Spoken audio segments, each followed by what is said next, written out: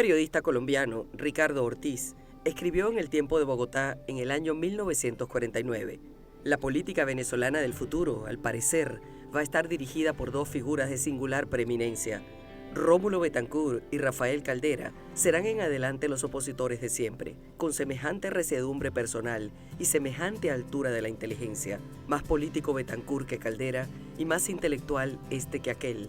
Su influencia en la vida de Venezuela marcará seguramente un clarísimo rumbo histórico. Venezuela, a lo largo del siglo XIX y la primera mitad del siglo XX, vive bajo la férula del gendarme militar. El gran desafío que se plantea a la generación de 1928 y 1936, su gran sueño era lograr una república civil. Eso no era posible si quienes habían participado justamente de los movimientos estudiantiles del 28, del 36, que luego actúan brevemente en 1945, en cierta forma, no lograban algún entendimiento. En 1946 había tenido una brillante actuación política. Ya no era solo una promesa universitaria, sino que se metió en una empresa que requería un esfuerzo titánico: armar un partido político.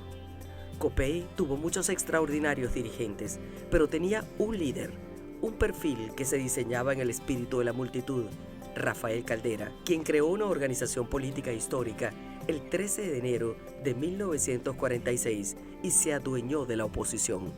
Uno de los grandes méritos históricos, en mi opinión, de Rafael Caldera y de la generación fundadora fue haber logrado, en una época de mucho laicismo, donde lo que estaba de moda era la revolución soviética que se estaba desarrollando y los principios del marxismo-leninismo, fue haber logrado darle concreción político-partidista a un gran sentimiento humanista y cristiano que existía en Venezuela, pero que no tenía cómo expresarse políticamente.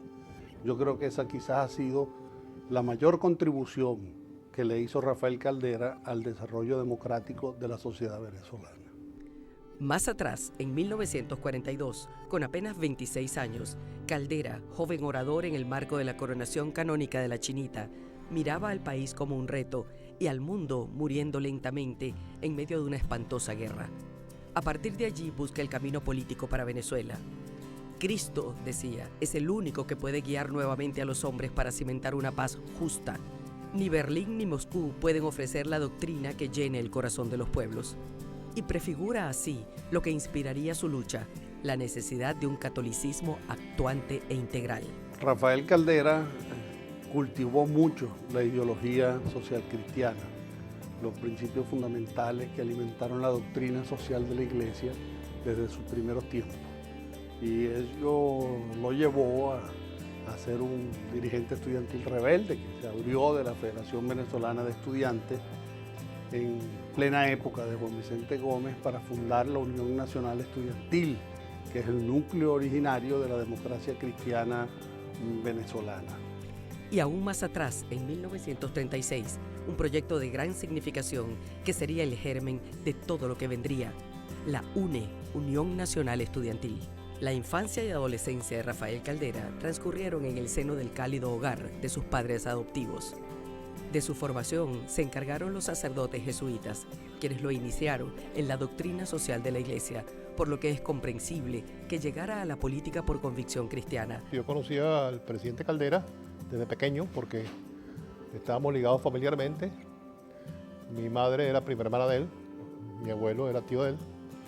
Y yo la primera vez que lo conocí fue en Coro, en los años 40, muy vagamente porque estaba pequeño, en la Universidad Católica, cuando estuvimos en los años finales de Pérez Jiménez, que se organizó un movimiento de resistencia al régimen de Pérez Jiménez.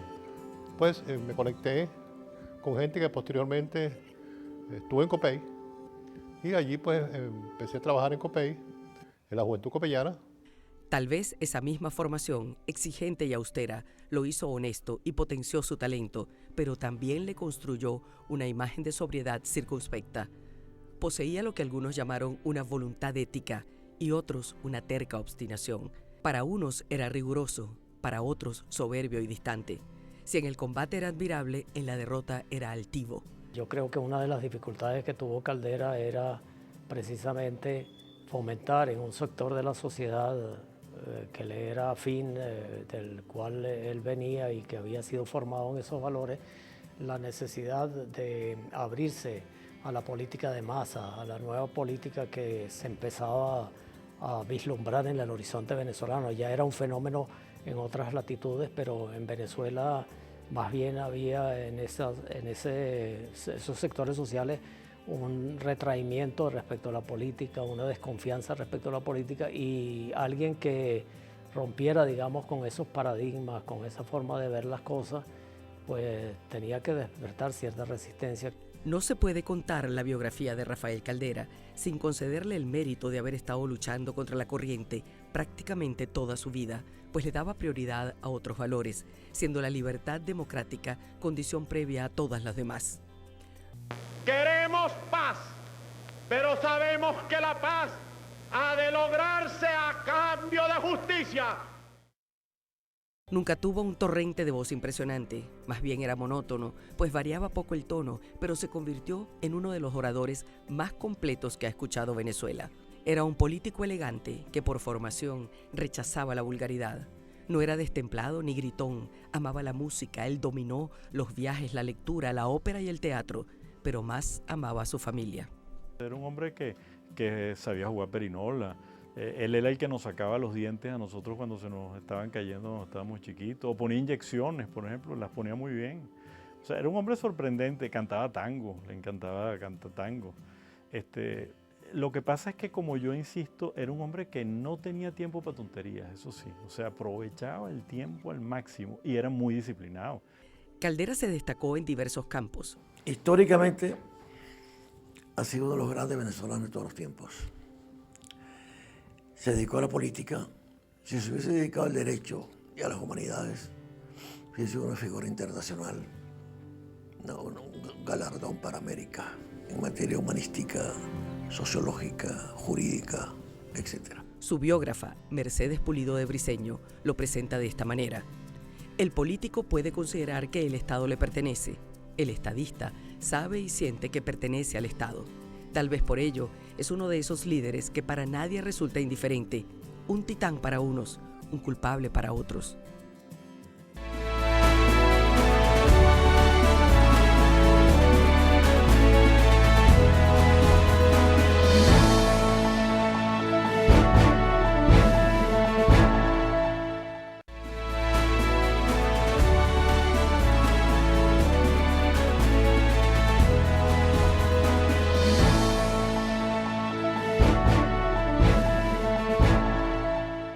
Quizá el aporte más acabado de Caldera haya sido convertir su proyecto de vida en algo más que una carrera personal, empujando la carreta para que este país pudiera crecer de la infancia caudillera a la madurez personal.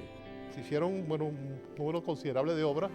Por ejemplo, se hicieron a nivel nacional 26 nuevos hospitales y ambulatorios, un total de 3.078 edificios educacionales. En materia vial, logramos desarrollar aquí en la ciudad de Caracas una serie de obras muy importantes, como por ejemplo la continuación de la Cota 1000, la avenida Boyacá, desde la Castellana hasta el Marqués y su empalme con la autopista del Este. Iniciamos la autopista Petare-Guarenas, asimismo se construimos la autopista que va hacia Prado del Este, con el túnel respectivo, el distribuidor de 100 pies, el segundo piso de la autopista del Este, la avenida Panteón, la avenida Río Janeiro, la continuación de la autopista de la Araña Caricuado. En la zona metropolitana también iniciamos el nuevo aeropuerto de Maiquetía. Y en Maracaibo se impulsó el gobierno de Caldera. Hubo una transformación importantísima en materia vial. Se construyeron, por ejemplo, la prolongación de la avenida La Limpia, la avenida Padilla, la avenida Universidad, la avenida Sabaneta, la avenida Unión, la avenida Guajira, la avenida 5 de Julio, la avenida Circunvalación de Cabima, la avenida principal de Santa Rita y el mejoramiento de la zona del Saladillo. O sea, fue un cambio realmente radical en la ciudad de Maracaibo y así en las distintas ciudades del país. Sin duda, uno de los hechos políticos más relevantes en la vida de Caldera fue el Pacto de Punto Fijo, en los albores de la democracia, decisión señera para la estabilidad institucional del país, donde se pone de manifiesto la disposición pluralista que lo acompañó a lo largo de su vida. El que lea la prensa de la época se da cuenta de que el Partido Comunista declara, una vez que concluye Punto Fijo, acompañamos los ideales de Punto Fijo. No firmamos el pacto por una sola razón, porque no hemos logrado entendernos alrededor de un candidato único. ¿Cuál era el acuerdo? El acuerdo era muy elemental. O sea, cada partido tiene su programa de gobierno. Cada partido tiene su candidato. Cada partido confronta uno con el otro, hasta un punto límite. El punto límite en que no se pusiese en riesgo la República Civil y Democrática. Caldera fue un contribuyente fundamental para el establecimiento de esa República Civil. Analistas de ese periodo lo han llamado así precisamente, la República Civil, porque en el discurso predominantemente militarista de la historia de Venezuela, esos 40 años pues representaron un paréntesis sumamente importante e insólito. Caldera contribuye con el Pacto de Punto Fijo, con ese espíritu pluralista en el que se mantiene una posición, pero al mismo tiempo no se interrumpe un diálogo, fue un factor fundamental. Otro de los grandes logros de comienzos de la democracia fue la Constitución de 1961, donde el papel legislador de Rafael Caldera fue preponderante. Una constitución que logra crear una democracia de equilibrios institucionales, que le abre la posibilidad a Venezuela para cuando alcance su madurez, de darse la elección directa de gobernadores y de alcaldes. Una constitución que consagra los derechos sin necesidad de establecer limitantes odiosas o discriminaciones que fuesen inconvenientes. Pero una constitución, y esto es creo que lo más importante de observar, que cuando la evaluaba un hombre que tenía simpatías por la derecha, como el doctor Tomás Enrique Carrillo Batalla, él decía que esa era una constitución ciertamente próxima a los ideales conservadores. Pero cuando uno escuchaba al doctor José Antonio Mayores evaluar la constitución, decía, esa es una constitución de izquierda, de centro izquierda. Fue una constitución con tales equilibrios que permite 40 años después que bajo los cánones constitucionales todavía vigentes se pueda elegir a un militar que viene de la insurgencia golpista, que atenta contra el orden constitucional y que ese orden constitucional le tiende la mano. Una constitución de equilibrio a un punto tal de que permitió justamente ese cambio de ciclo. El presidente Caldera, consciente de aquello, se transforma finalmente en el gran albacea de los valores de la Constitución de 1961. Debo decir que más allá de todo lo que se ha dicho y de las ofensas contra esa Constitución, los elementos dogmáticos fundamentales de esa Constitución fueron trasladados a la Constitución de 1999 casi textualmente.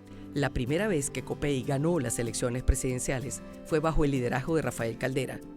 Su figura es enorme y compleja, como también son controversiales sus ejecutorias. Cuando Caldera llega al primer gobierno, intenta crear la Secretaría de Promoción Popular. No se trataba de la elección de gobernadores formal, sino de la participación democrática de la gente de abajo hacia arriba. Y los partidos en aquel momento le cerraron las puertas a la Secretaría de Promoción Popular. Caldera no fue un enemigo de la descentralización. Él lo que sí planteó, y yo para aquel momento era gobernador de Caracas, comienzos de gobierno, de su segundo gobierno, el planteamiento que nos hacía él en la primera Convención Nacional de Gobernadores, con las que inicia su gestión segunda, era, ustedes deben recordar que ustedes no son un sindicato de oposición frente al gobierno, sino que ustedes, gobernadores, son también parte del gobierno cuando haya sido electos por el pueblo. El único gobernador no electo era yo en aquel momento. Dicen que segundas partes no son buenas, aludiendo a la extendida creencia de que la primera administración de Caldera fue la que despertó admiración, se rodeó de gente joven, preparada y sorteó una situación política difícil, signo de su gobierno, con presencia de hostilidad laboral y muy poco apoyo parlamentario. Caldera en su primer gobierno tuvo casi el 40% de sus puestos directivos en menores de 40 años, o sea que le abrió puertas a la juventud también. Y yo sí creo que la regionalización fue un incipiente para la descentralización. Mi deseo era continuar trabajando en la organización del partido para fortalecerla aún más. El doctor Caldera me llamó y me pidió que, bueno, que quería que yo estuviera en la cartera de Obras Públicas. Yo era ingeniero raso en Obras Públicas, recién graduado, bueno, en la Universidad Católica y en la Universidad de Stanford en California, en hidrología e hidráulica. Y me pareció que era una osadía de mi parte, digamos, era un ministerio tan grande, el mayor ministerio del país.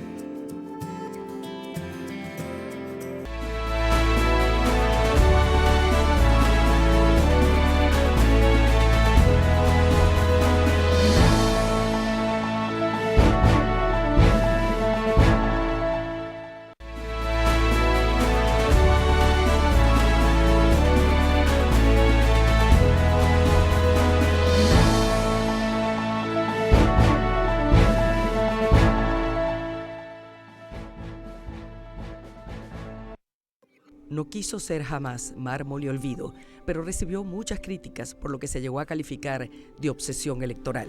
Enfrentó en la carrera presidencial a la generación de políticos que él mismo había animado y formado para el relevo, y cuando perdió la convención de 1987, pasó a la famosa reserva para reaparecer con un partido distinto al suyo que llamó Convergencia y que popularmente se bautizó como Chiripero.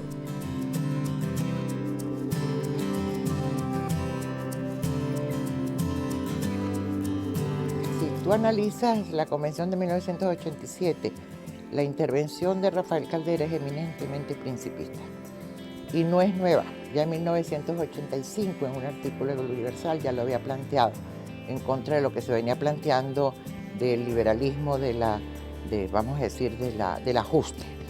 El segundo aspecto que tú planteas, la formación de un nuevo partido, hay inclusive compañeros de partido que le dicen: nosotros votaríamos por ti, pero no votamos por un partido que ha sido eternamente el enemigo nuestro, porque supuestamente iba a ser candidato del MAS.